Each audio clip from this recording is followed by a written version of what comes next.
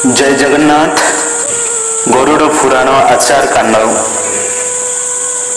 यात्रा समय शुभ अशुभ लक्षण। लोक माने समस्ते यात्रा समय विभिन्न जीवजंतु को जीवा समय शुभ व अशुभर लक्षण भाविकी घर को फेरी आसी थांती बा जाई थांती, किंतु सठिक भाव से माने कौन सी तथ्य न जाने कि एमिति करी थांती लोक कथारे शुणी कि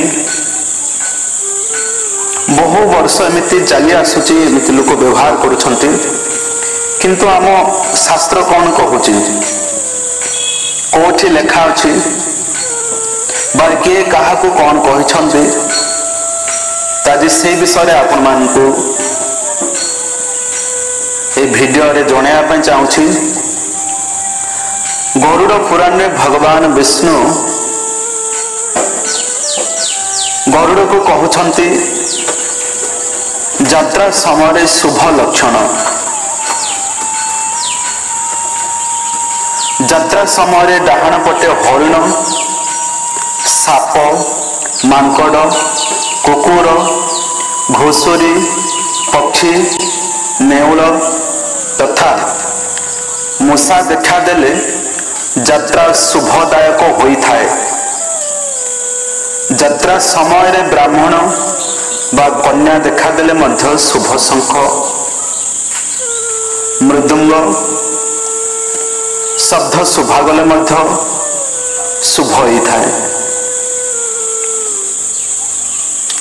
सदाचारी श्रीमंत वेणु स्त्री पूर्ण कुंभ कलश देखा देले मध्य कल्याण प्राप्तिर सूचना।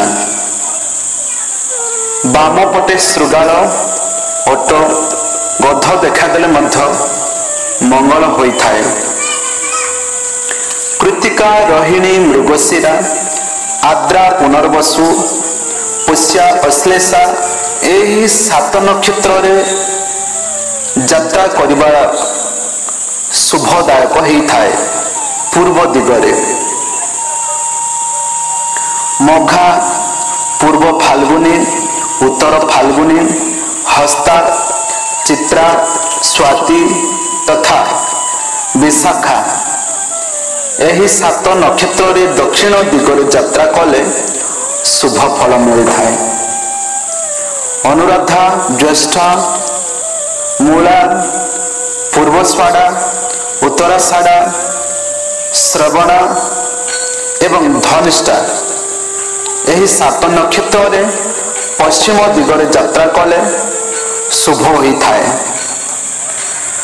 धनिष्ठा, शतभिक्षा, पूर्व भाद्रपद, उत्तर भाद्रपद, रेवती, अश्विनी एवं भरणी एही 7 नक्षत्र रे उत्तर रे यात्रा करिबा उचित। अश्विनी, रेवती, चित्रा तथा धनिष्ठा नक्षत्र नुआ अलंकार धारण करिबा श्रेष्ठतम। मृगशिरा, अश्विनी, चित्रा, पुष्य, मूला एवं हस्त नक्षत्र रे कन्यादान, यात्रा तथा प्रतिष्ठाति कार्य शुभ होइथाए। जन्म लग्न रे शुक्र एवं चंद्र रहिले शुभ फल प्राप्ति होइथाए। सही प्रकार एही 2 ग्रह द्वितीय भाग रे रहिले मध्य शुभ होइथाए। तृतीय भाग रे स्थित चंद्र, बुध, शुक्र एवं बृहस्पति, चतुर्थ भाग रे मंगल, शनि, चंद्र, सूर्य एवं बुध श्रेष्ठ होइथाए। पंचम भाग रे शुक्र, बृहस्पति, चंद्रमा एवं षष्ठ भाग रे शनि, सूर्य, मंगल होइथाए। सप्तम भाग रे बृहस्पति तथा चंद्रमा शुभ होइथाए। अष्टम बुध, शुक्र, मंगल होइथाए। नवम भाग रे गुरु, शुक्र शुभ फल देइथाए। दशम भाग रे सूर्य, शनि, चंद्रमा शुभ फल देइथांती।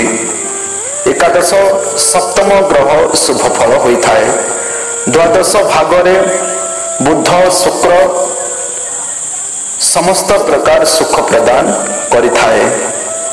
भगवान विष्णु गरुड़ को यही प्रकार भावरे शुभ यात्रा समय बा विभिन्न जीवजंतु को देखिकी यात्रा करने शुभ लक्षण कहिछंती।